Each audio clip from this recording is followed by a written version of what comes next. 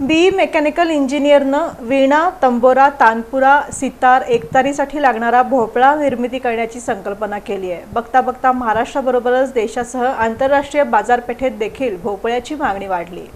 तंबोरा, तानपुरा, सितार, एकतारीसाठी लागणारा भोपळा निर्मिती करण्याची संकल्पना केली। बघता बघता महाराष्ट्राबरोबरच देशासह आंतरराष्ट्रीय बाजारपेठेत देखील भोपळ्याची मागणी वाढली। दुसऱ्याची शेतजमीन करत करत स्वतःची 4 एकर जमीन घेतली। 4 एकरांपैकी 2 एकरांवर भोपळ्याची लागण केली। एका एकराला 1 लाख रुपये खर्च असा 2 लाख रुपये खर्च झाला। 2 एकरातून 7 ते 8 लाख रुपयांचं उत्पन्न मिळणार आहे। दुसऱ्याच्या शेतामध्ये भोपळ्याची लागण करून त्याचबरोबर मासे विक्री व्यवसायामधून मिळालेल्या नफ्यातून 2 एकर जमीन खरेदी केली। पहिल्यांदा शेतीला पाणी पुरवठा करण्यासाठी 600 फूट बोर घेतली।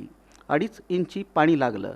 त्यानंतर 1 एकर डाळिंबाची बाग तर 1 एकर केळीची बाग लागण केली। डाळिंबामध्ये नफा तर केळीमध्ये लेवल लागलं। त्यानंतर 2 एकर भोपळ्याची लागण केली। 12 बाय 15चं अंतर सोडून सरी सोडल्या। 15 फुटावर 1 बीज आणि शेणखत टाकून लागण केली। अशा एकूण 650 बीजांची लागण झाली। ही लागण करण्यासाठी घरातील 3 व्यक्ती, कर्मचारी असे 5 जण घेतले। लागणीनंतर दुसऱ्या दिवशी पाणी देण्यात आलं। वेलाची वाढ 1 फूट झाल्यानंतर तण नियंत्रणासाठी बैलाच्या सहाय्यानं फणपाळी घालून तणनाश करण्यात आलं। त्यानंतर ठिबक सिंचनाद्वारे पाणी सोडलं।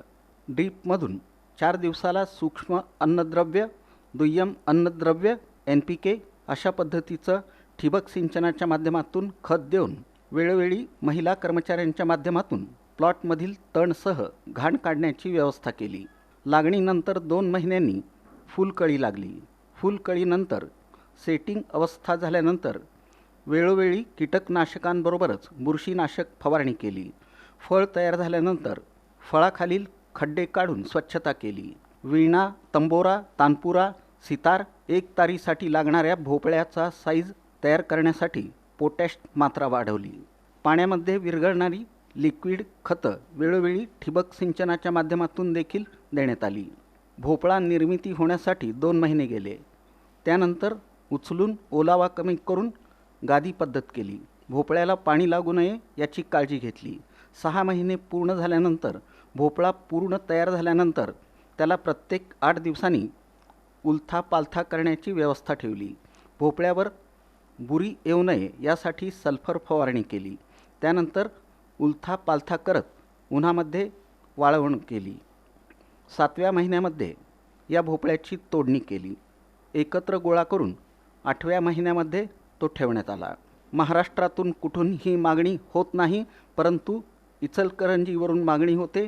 देशातून इचलकरंजीला मागणी जाते। आंतरराष्ट्रीय बाजारपेठेतून देश लेवलला त्याची मागणी होते।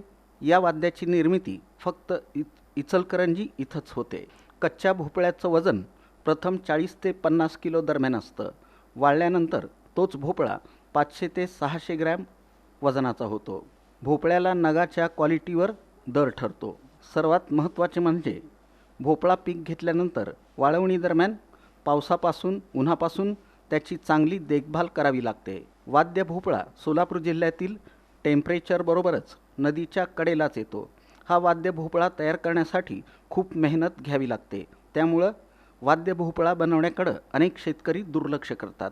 वाद्य भोपळ्यावर प्रक्रिया करून वाद्य तयार झाल्यानंतर अंदाजे किंमत अशी असते: वीणा 5 ते 10 हजार रुपयांपर्यंत, तंबोरा 500 ते 1000 रुपयांपर्यंत, तानपुरा 25 ते 50 हजारांपर्यंत, सितार 25 ते 50 हजारांपर्यंत।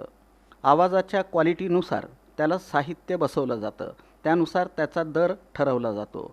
साहित्य बनवण्यासाठी 15 दिवस ते 1 महिना ते 1.5 महिना कालावधी जातो। बाजारपेठेत मोठ्या भोपळ्याला मोठी मागणी आहे। मोठ्या भोपळ्यापासून चांगल्या क्वालिटीचा आंतरराष्ट्रीय लेव्हलचं वाद्य तयार होतं। त्यामुळे जास्तीत जास्त मागणी मोठ्या भोपळ्याला आहे, अशी माहिती इचलकरंजीचे वाद्य उत्पादक इनामदार यांनी दिली। महाराष्ट्रातून कुठूनही मागणी होत नाही, परंतु इचलकरंजीवरून मागणी होते। देशातून इचलकरंजीला मागणी जाते। आंतरराष्ट्रीय बाजारपेठेतून देश लेवलला त्याची मागणी होते। या वाद्याची निर्मिती फक्त इचलकरंजी इथंच होते अशी माहिती घोडेश्वरचे भोपळा उत्पादक गणेश सूर्यकांत भोई यांनी दिली.